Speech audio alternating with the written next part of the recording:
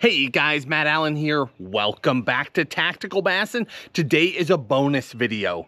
It's one of the tactical family videos, which means you're going fishing with one of our friends. You're headed to Southern California to meet up with Adam Hinkle to head out on the water for a great day of fishing. At the end of the video, we'll circle back. If you're not familiar with the tactical family, why you're fishing with one of our friends instead of Tim or myself, we'll explain all that at the end. But Adam is on a phenomenal bite right now.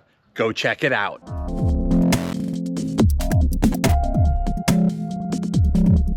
So we're here in San Diego, early April.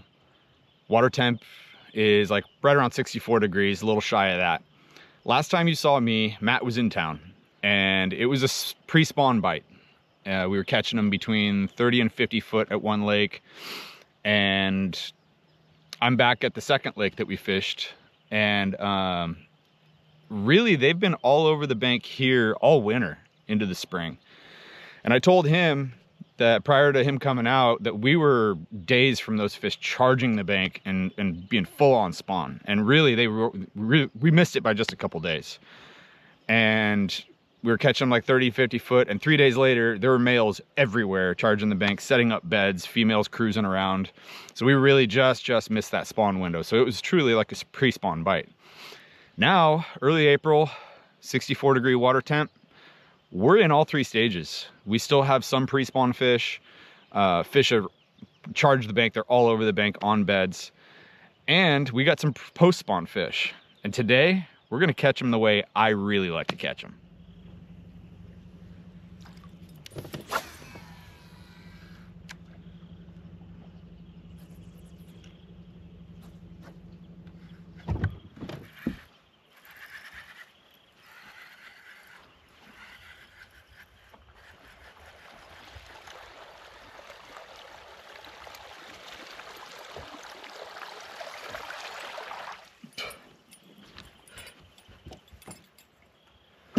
All right, so what's going on here is we're in a lot of post-spawn fish. You got all three phases. You still got some pre-spawn fish out on rock piles. There's a lot of fish right on the bank. This thing is hooked well. He's one to start the day. I didn't even get a crank on the handle on that one. That was right on the backside of a rock. I actually thought I was hung up for a second. It came off and then it started swimming off to the left. So what's going on is we've got all three phases. There's still some fish out on rock piles pre-spawn.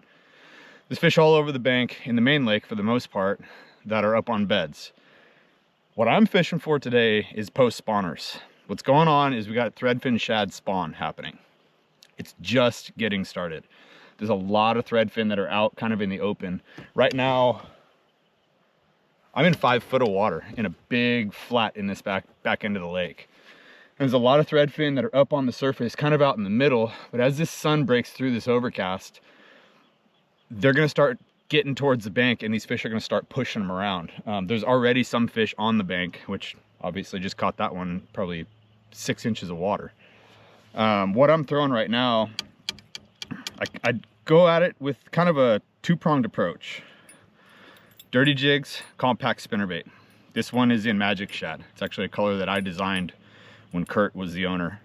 And I like this color because it's a low light situation. It's a darker shad color. It's got some hologram in it, which really gives it some shine, even in low light. But that's what I'm starting with. And the other thing is a swim jig. That's the two-pronged approach. Spinnerbait and swim jig. And I'll mix it up a little bit, especially we have some overcast today, so this bite's probably gonna last a little bit longer than it typically does. Sometimes it goes 15 minutes on a sunny day. As soon as the sun breaks through, 15 minutes, they'll crash the shad all over the bank and then it's done once the sun gets a little too high. But with this overcast, it's probably gonna last quite a while, so let's go catch a bunch.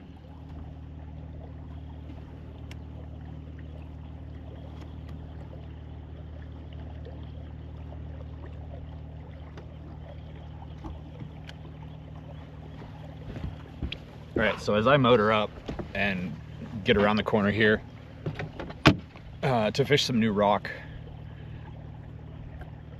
one of the reasons why I chose this stretch of bank was when you're starting on a shad spawn, you don't know exactly what stretches they're going to spawn on. And one of the reasons I chose this, one of the first signs, other than fish actually crashing on the bank or birds, which we don't have right now. I don't see any birds anywhere. Usually you'll have some herons or something on the bank waiting for fish to push a shad up on the bank or real shallow and they'll eat them. But the one thing that I look for if you have the lack of both of those is foam. When shad get on a bank and spawn overnight, you'll have foam left over, floating on the surface, on the bank, and there's stretches of foam here. There's none right up here, there's a whole bunch on the bank that I just went through. And there's foam all over the place, which means the shad were here. They're out in the middle right now. They've gotten off of the bank. But with a little bit of sun, I'm thinking that they're gonna get back on the bank. They might not. I may have to fish out in the flat for them, but we'll see. I just wanted to give you that one tip. If you have the lack of fish pushing bait or birds on the bank, look for the foam, and that's where you want to start.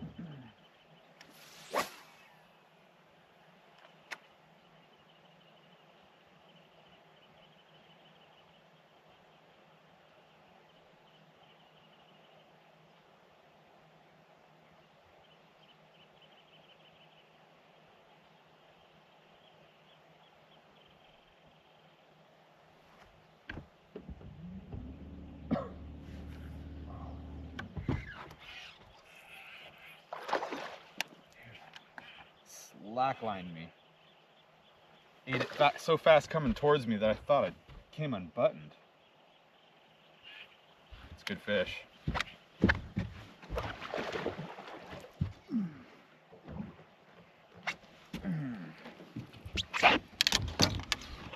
Fish ate it like halfway back to the boat. They're not on the bank. There's a lot of shad, like I said, out in the flat on the surface flickering around. But that fish was off the bank, I mean, almost on the surface. It's good fish. And it thinks slacklined me coming straight at me. And that's one of the reasons in the last video, the solo video that I did, I talked about that 8-to-1 gear ratio. Makes a difference, catching up to those fish and actually getting a hook into them. That one was on the new chatterbait. I think it's called the chatterbait, or the, what do you call it? Jackhammer Micro?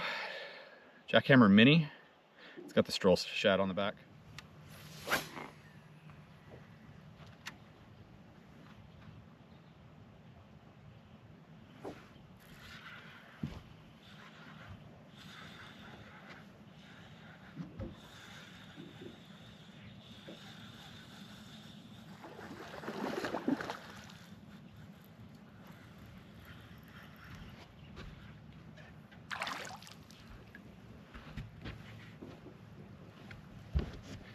This is on the Dirty Jigs finesse swim jig. The little Kitech. It's the Easy Shiner on the back. Little guy right on the bank.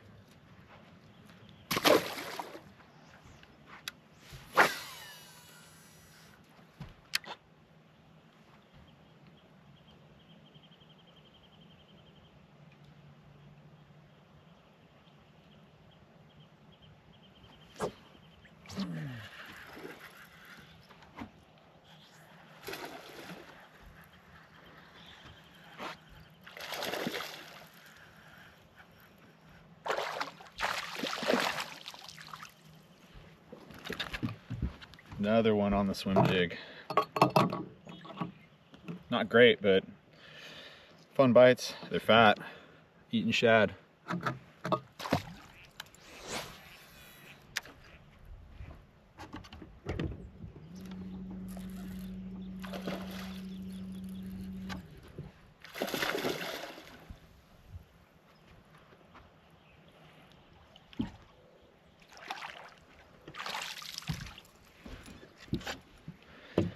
On the tactical mini flex rig, fish came up, starting to push a little bit of bait here. Fish blew up over here, fish blew up right on the rocks, and that one missed it on the first cast.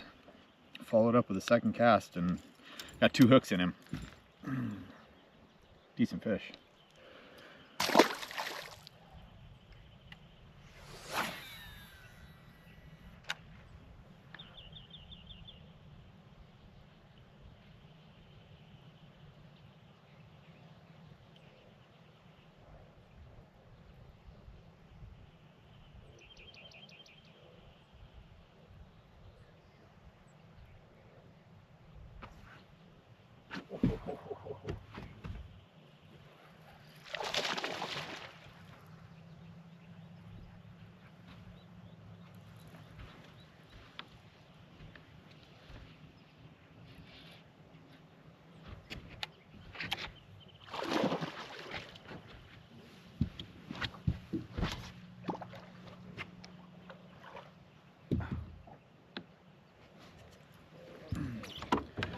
Another good one.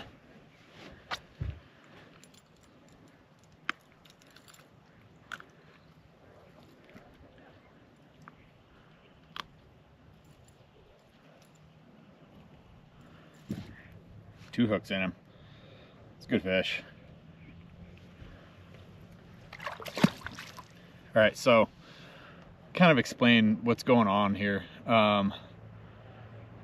It's the very, very beginning of a shad spawn. It's not full blown by any means. When I told you at the beginning of the video that we were gonna catch them the way I like to catch them, it's not what I expected. We're still catching them on the spinnerbait, swim jig. Caught a couple fish on the jackhammer. It's actually the baby jack is what they call it. I called it the wrong name in the first part. But couple on the mini flex.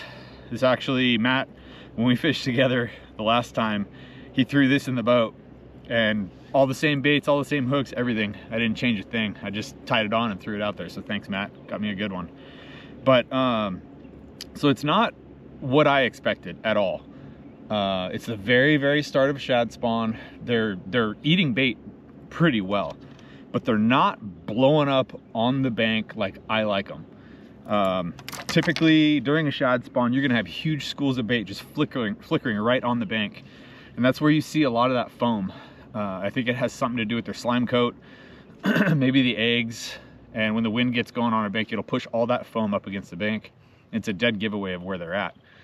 But that's not really happening. There's a lot of shad out in the middle, kind of off the bank. These fish are still eating them. They're still pushing some up against the bank, but they're not full-blown shad spawn. We'll probably pull away from this a little bit. The sun's starting to peek through, not really peek through. It's starting to brighten this up a little bit. It's pretty misty right now. It's a heavy mist. I'm having a hard time kind of keeping the camera lens clean. So we'll see what this quality looks like. Hopefully it's still pretty good quality video, but we'll keep at it for a little bit while they still eat this stuff. And once the sun comes out, I may pull out the jerkbait and start throwing the jerkbait a little bit deeper and get some of these fish to come up and eat the jerkbait, make them react. You can get some better quality fish once they quit chasing up shallow doing that. So we'll keep at this for a while, see if we can get some more good ones, and then maybe break off and do something a little bit different.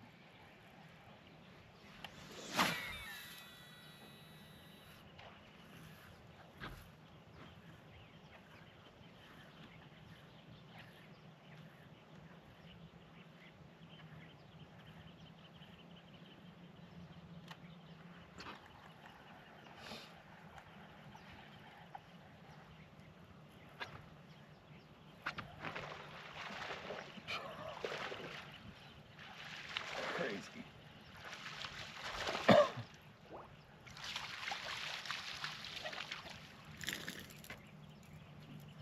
Another one on the A-rig.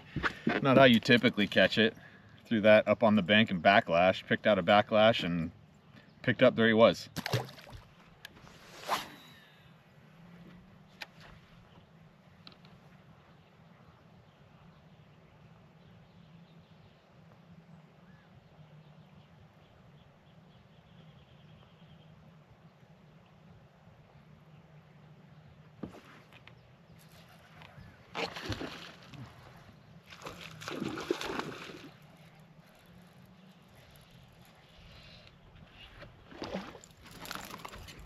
Another on the A-rig.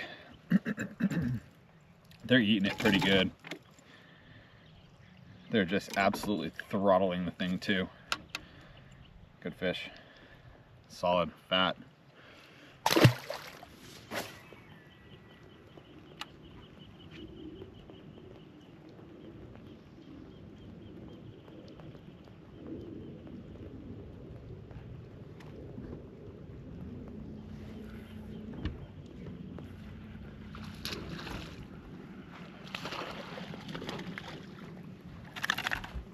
Another baby jackfish. Little guy. Fish just blew up on the rock that I made a couple casts at before. I really like this baby jack. It's softer vibration. This is the 1/4 ounce.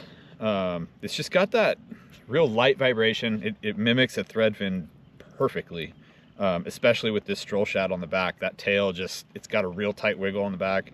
Not too much vibration, but it's just enough to get their attention. But I really like this bait.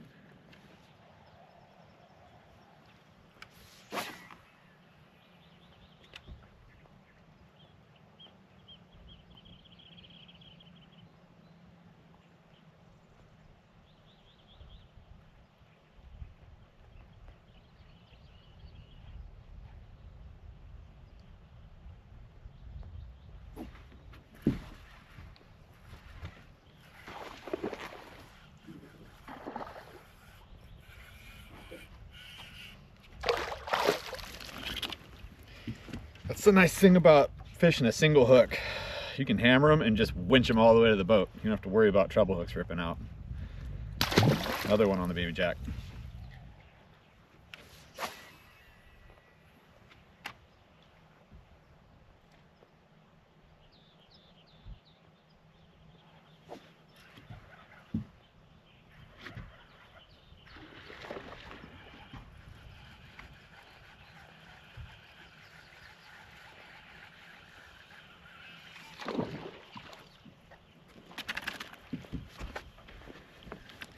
They are eating the baby jack so good. That thing is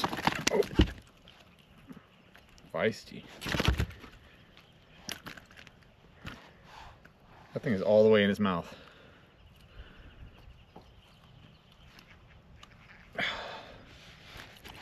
Dude.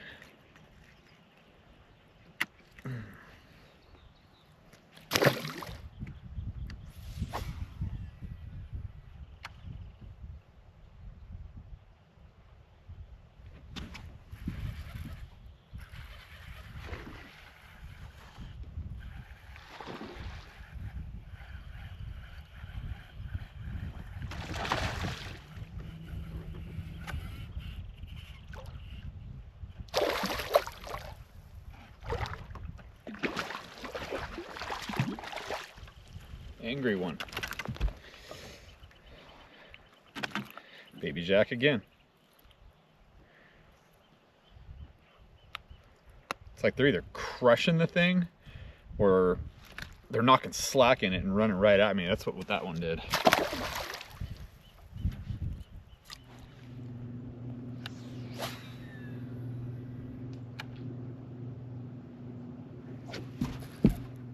Oh, that's a good one.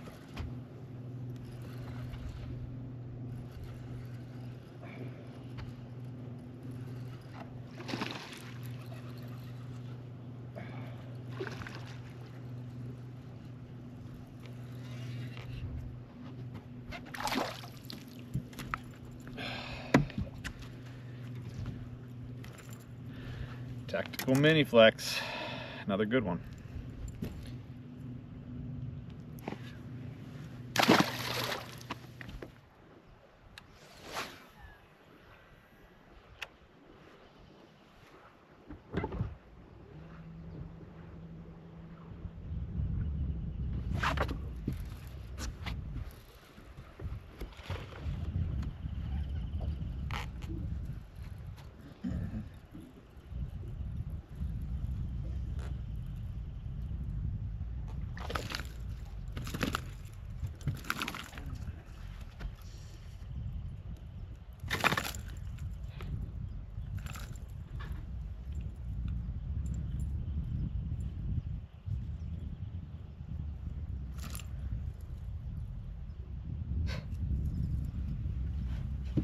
Angry fish. Well, I don't have any more of the baits that Matt put on this thing. I'm gonna have to supplement with what I've got in the boat. This thing just threw one of them, threw the tail off the other one. Still one of them's good, but throw a couple Kitex on.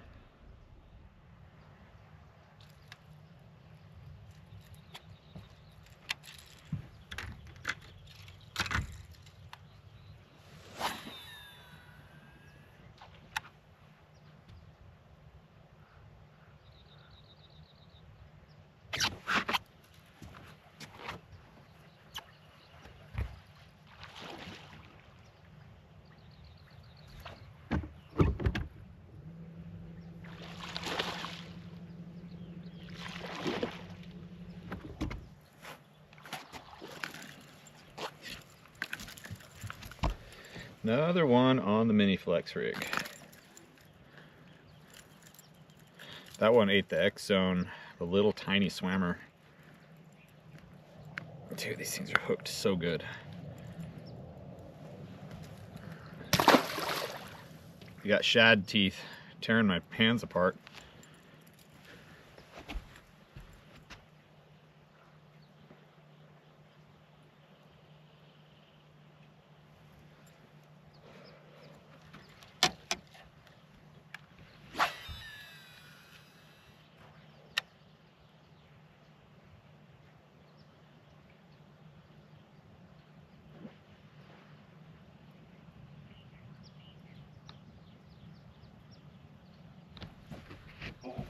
Back-to-back casts. That's a good one too. Felt bigger. Decent fish, but felt bigger.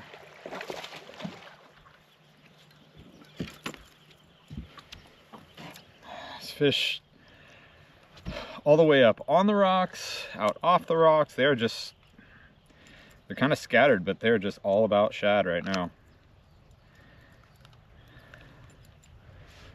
Another decent one.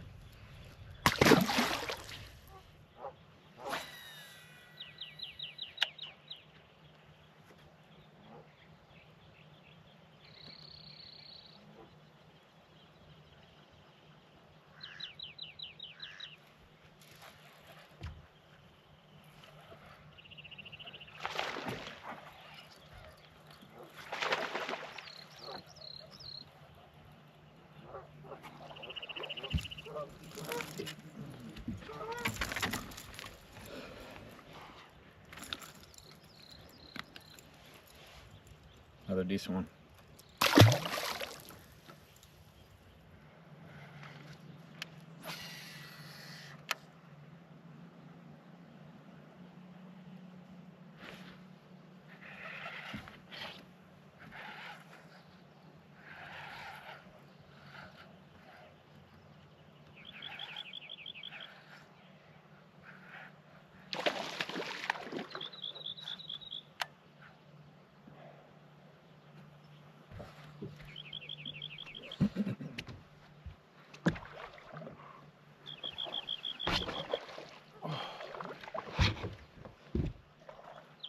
Oh. All right.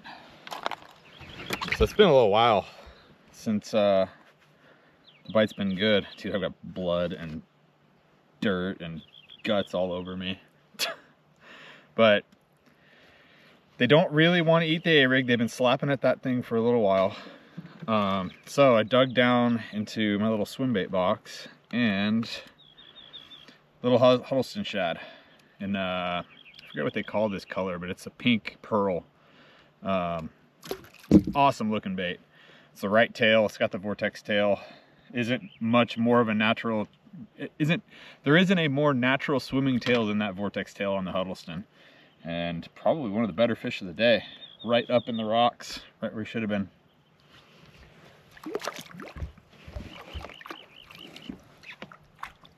Sometimes that subtle stuff, when they don't really want to eat anything else anymore after they've been hammered all day, go to something subtle like that, ultra realistic, put it right where you know where they are, and makes a difference. All right, guys, it's not even 11 o'clock, and I'm gonna wrap this one up. Went through quite a few fish this morning. I lost count, and we got another cell coming through here. This one looks like it's got a little bit heavier rain, and I'm kind of tired of being out here getting drizzled on with no rain gear for as long as I did. Didn't really expect this much rain, but it wasn't heavy at any point, but it's just consistent enough to where it's a little annoying. Pretty wet, but we did some pretty good damage today. It's like I said, I expected a normal shad spawn deal where they're just blowing up on the bank, 10 fish schools, you know, going after giant big schools of threadfin, doing backflips out of the water, pushing bait up on the bank. We never really had that. We had a few fish that pushed some bait up on the bank. I caught them like that. A couple fish blew up and I threw on them and caught them.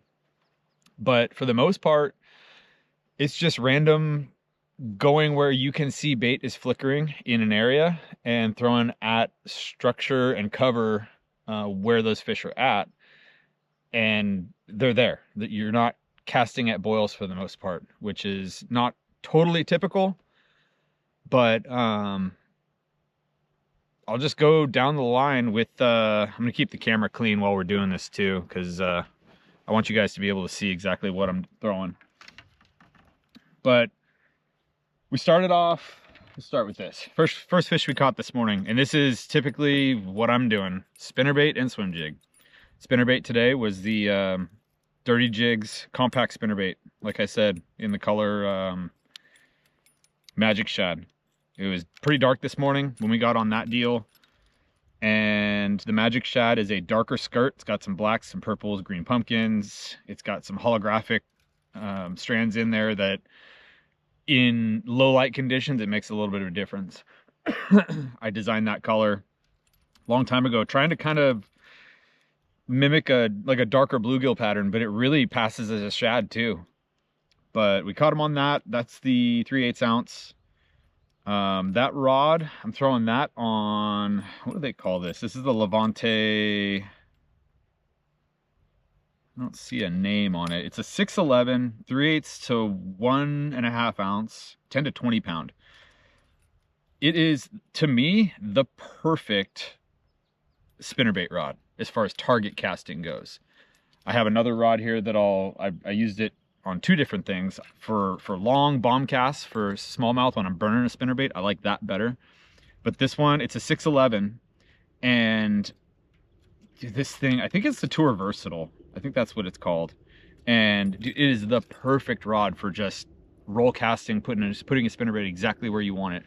And in situations like I expected, fish blowing up right on the bank, that's what I wanted. I wanted a rod that I can put the bait exactly where I wanted to, right next to a rock or right on a boil. If I could see a fish heading a direction, I could lead that fish by a foot or so.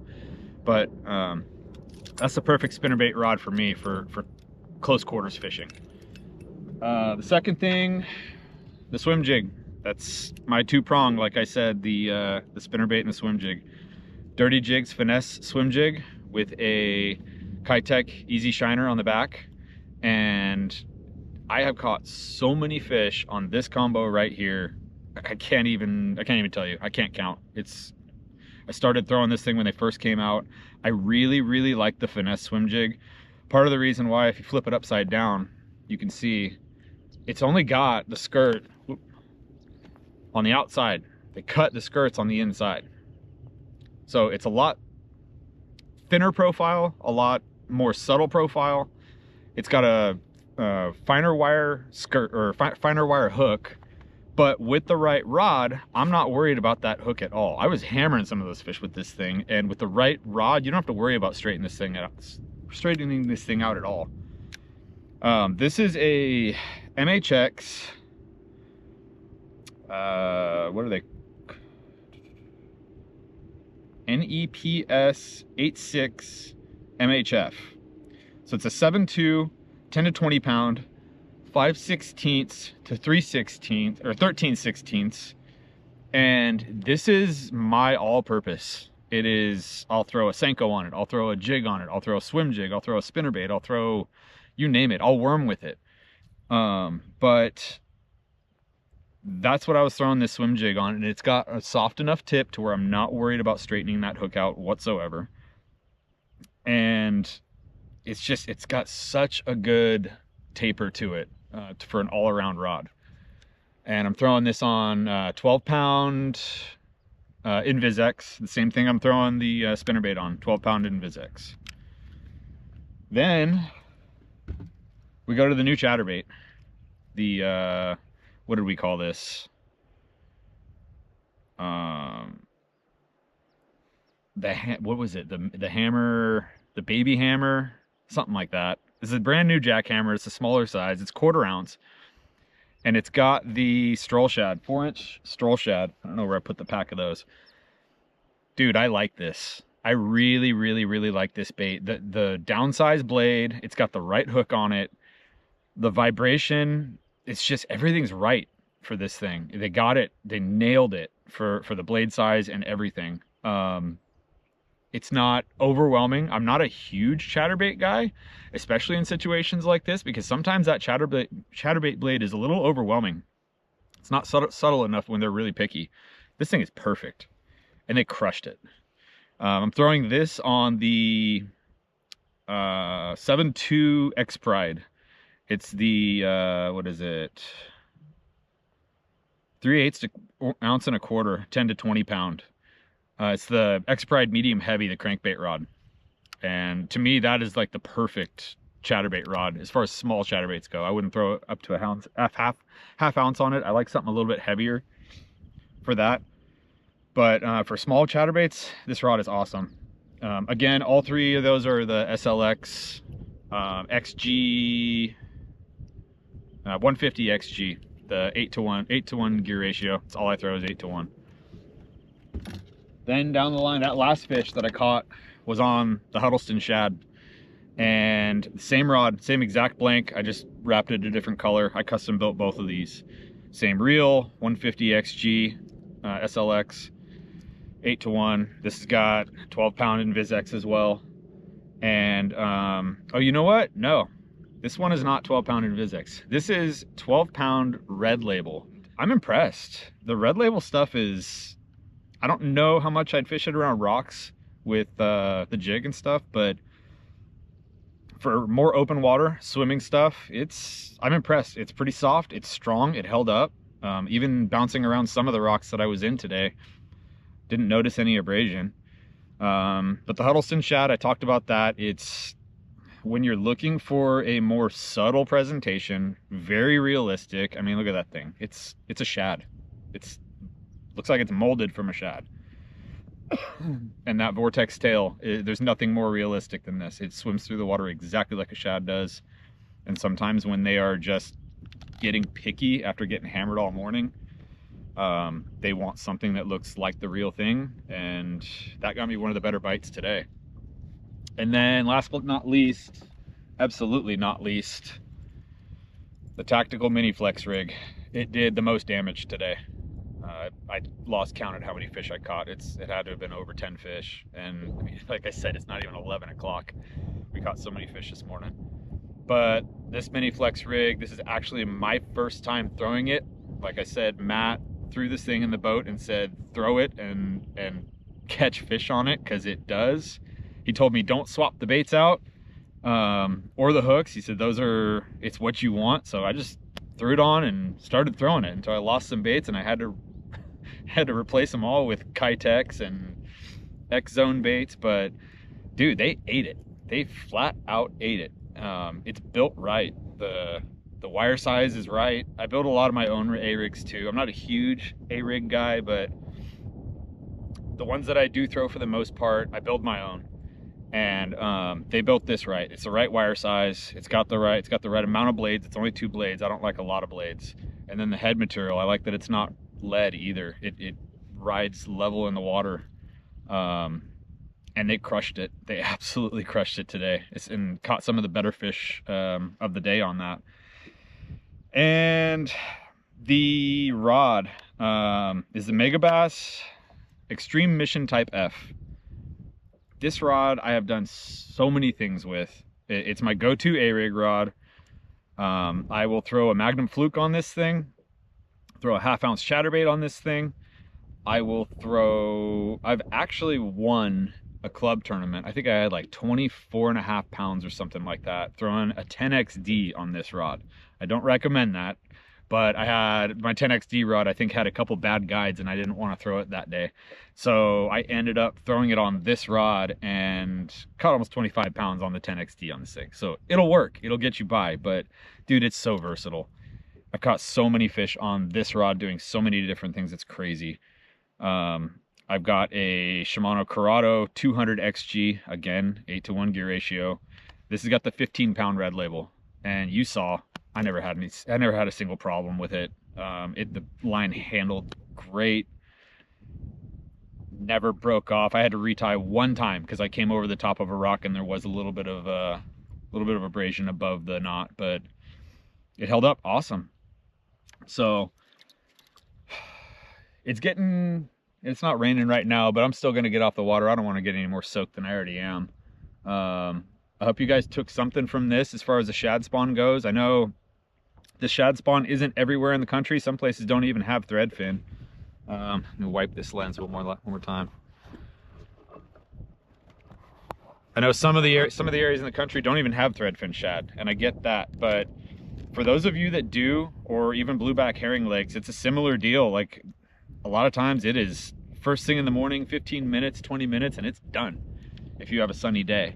And today, obviously, we didn't have that case. It's been overcast. It's going to keep going for a little while, but I'm just slowly having to pick at them, you know, here and there. But this morning was pretty consistent. It was fun. So hopefully you guys learned something, and we'll see you next time. What did you guys think? I thought Adam did a phenomenal job. He was on a great bite.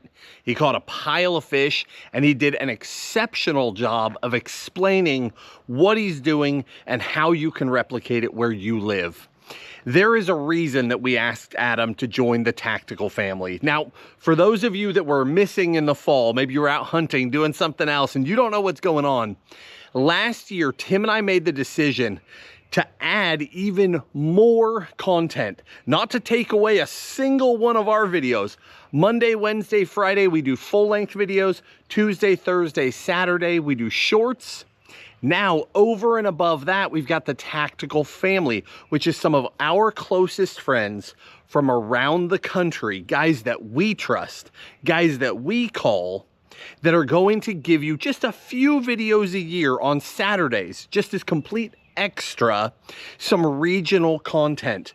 The first person we introduced was Jesse Crutch. He's up in the Pacific Northwest. We've got Adam Hinkle down in San Diego in Southern California, and we've got a couple more announcements coming really soon.